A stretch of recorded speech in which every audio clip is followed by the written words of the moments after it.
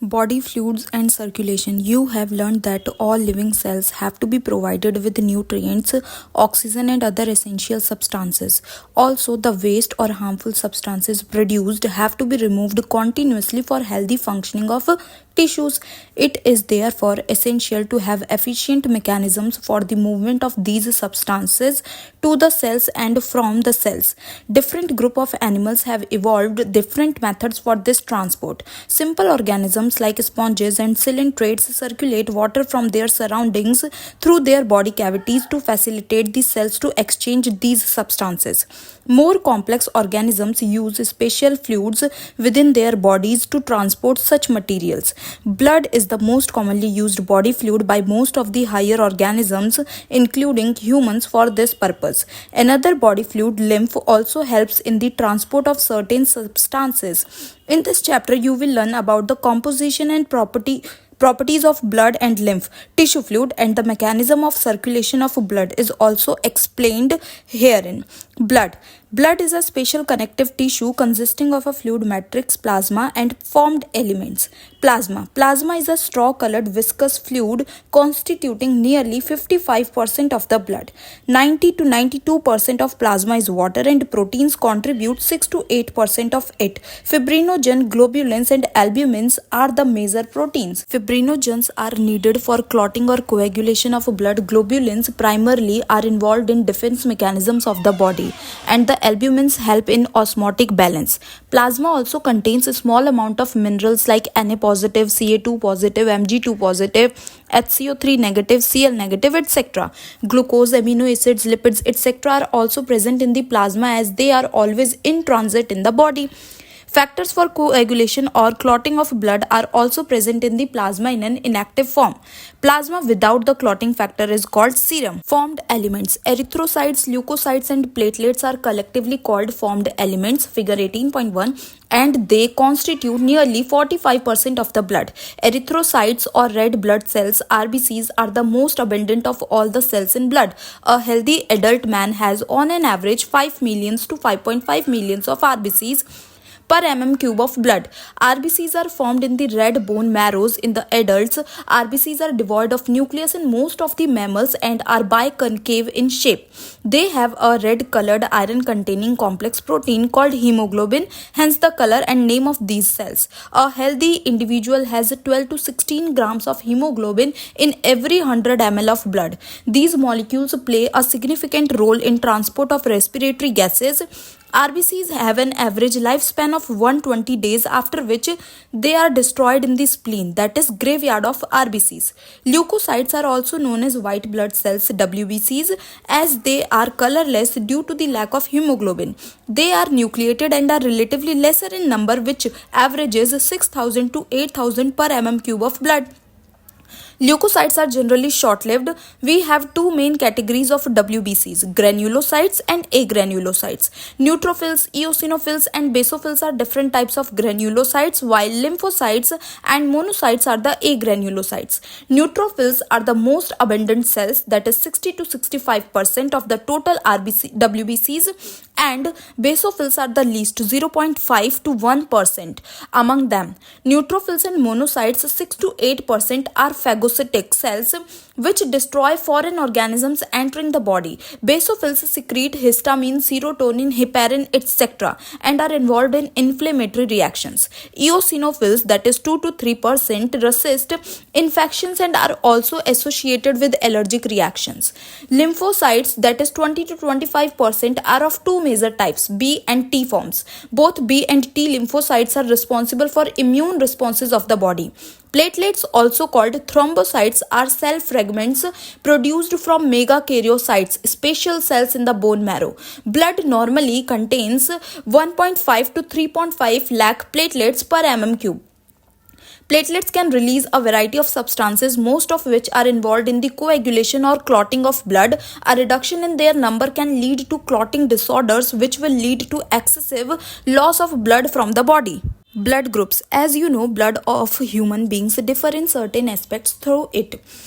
appears to be similar. Various types of grouping of blood has been done. Two such groupings, the ABO and RH, are widely used all over the world. ABO grouping. ABO grouping is based on the presence or absence of two surface antigens, chemicals that can induce immune response on the RBCs, namely A and B. Similarly, the plasma of different individuals contain two natural antibodies, proteins produced in response to antigens. The distribution of antigen and antibodies in the four groups of blood A, B, AB and O are given in table. You probably know that during blood transfusion, any blood cannot be used. The blood of a donor has to be carefully matched with the blood of a recipient before any blood transfusion to avoid severe problems of clumping, destruction of RBCs. The donor's compatibility is shown in table.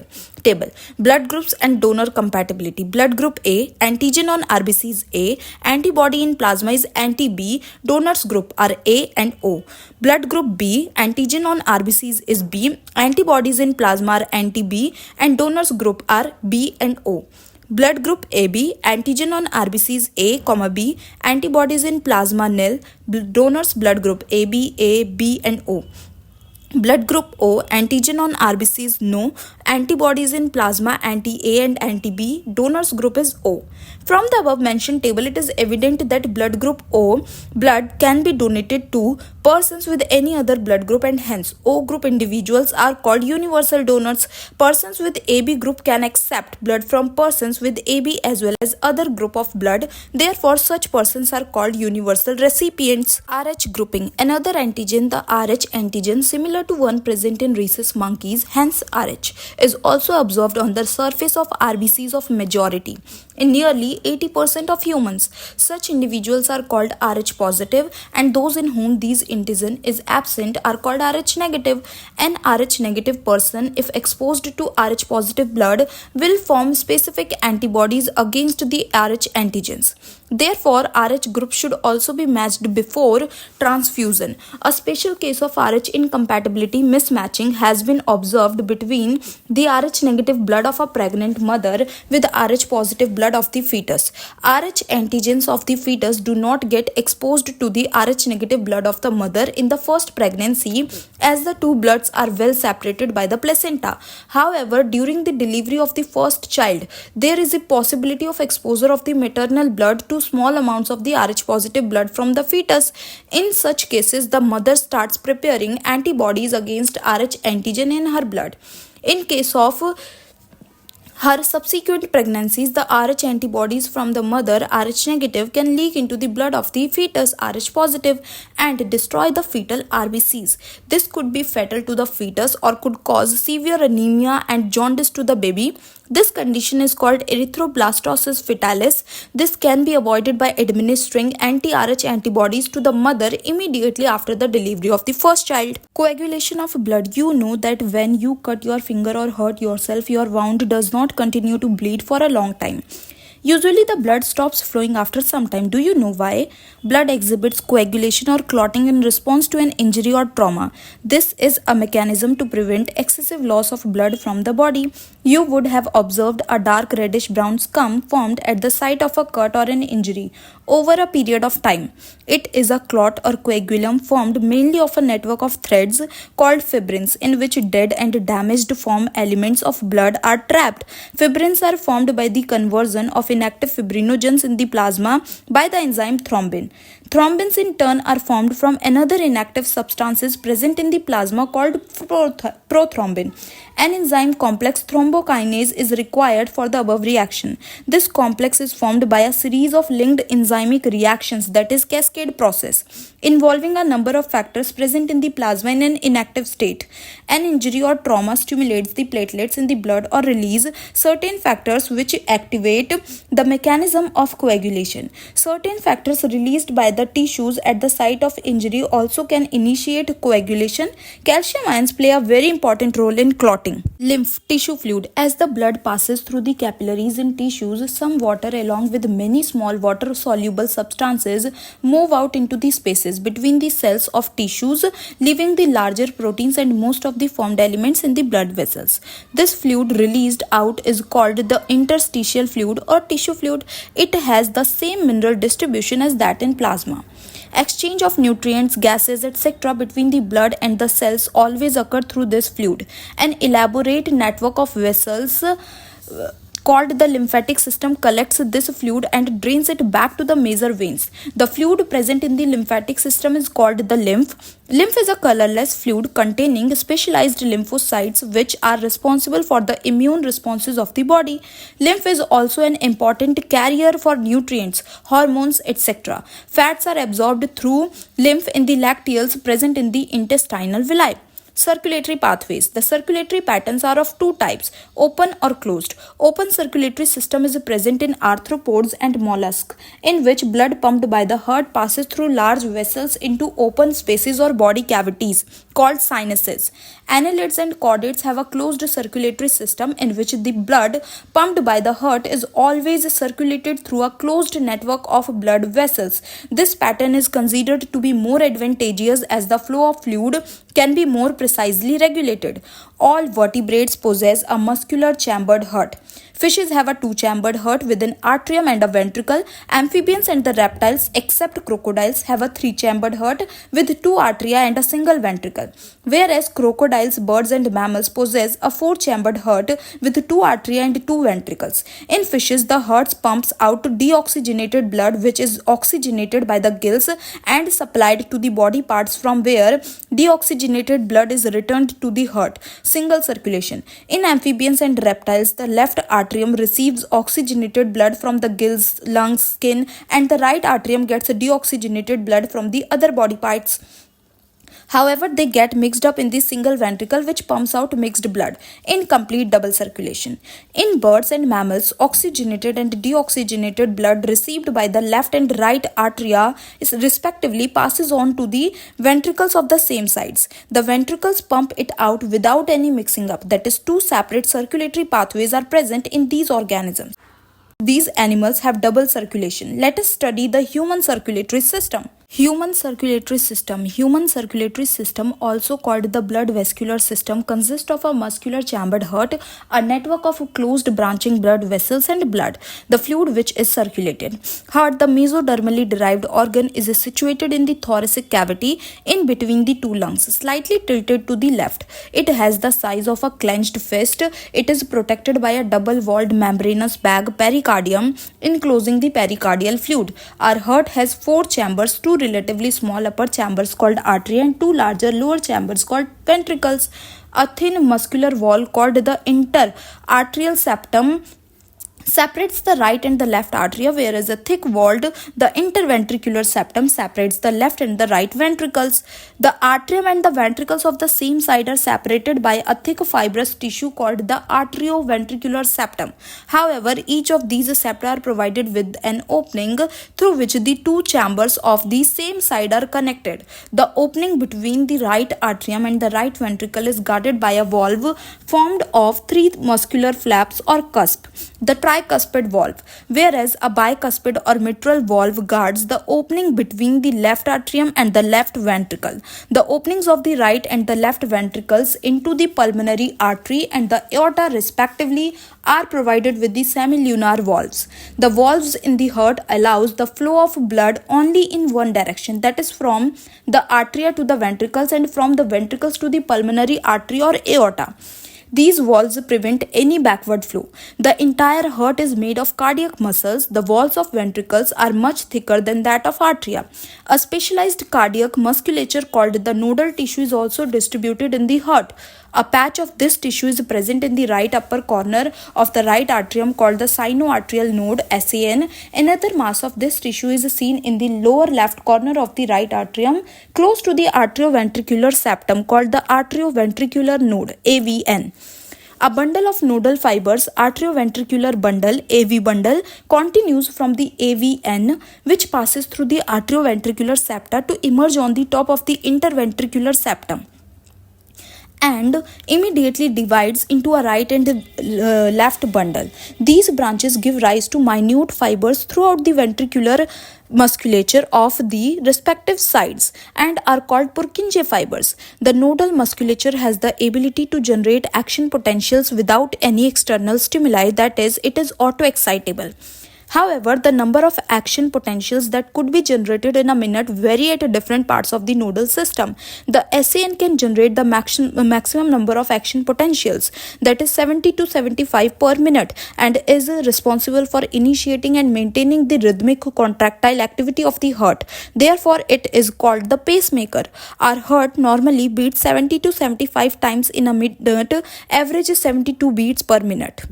Cardiac cycle. How does the heart function? Let us take a look. To begin with, all the four chambers of heart are in a relaxed state, that is, they are in joint diastole.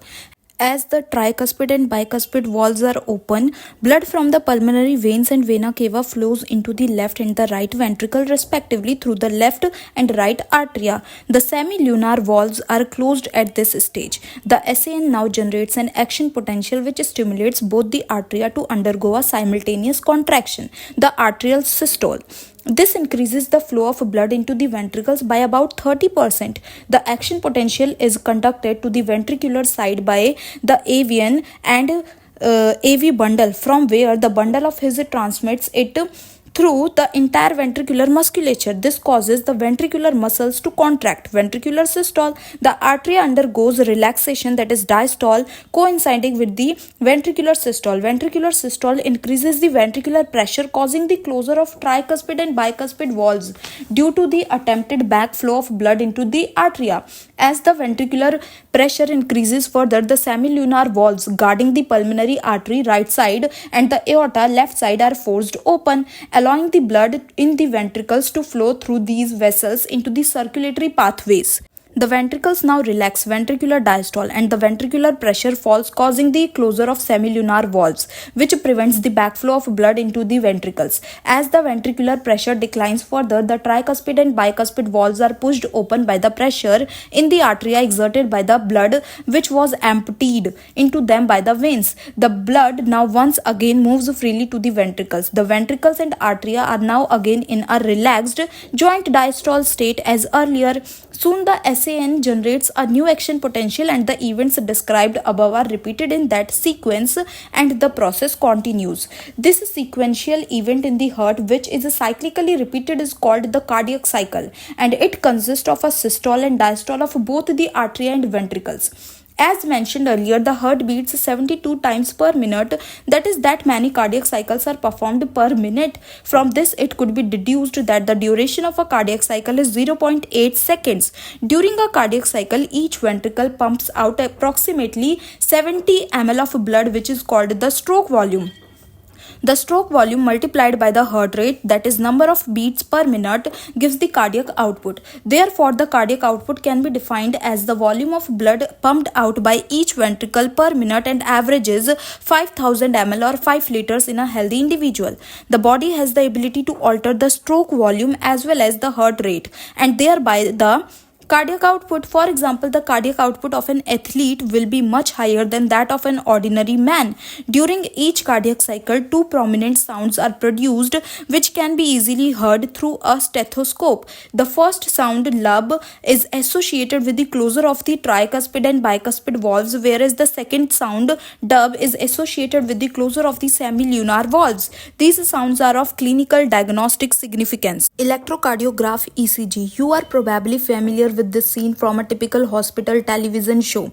A patient is hooked up to a monitoring machine that shows voltage traces on a screen and makes the sound pip pip pip pee as the patient goes into the cardiac arrest. This type of machine is electrocardiograph is used to an electrocardiogram ECG. ECG is a graphical representation of the electrical activity of the heart during a cardiac cycle.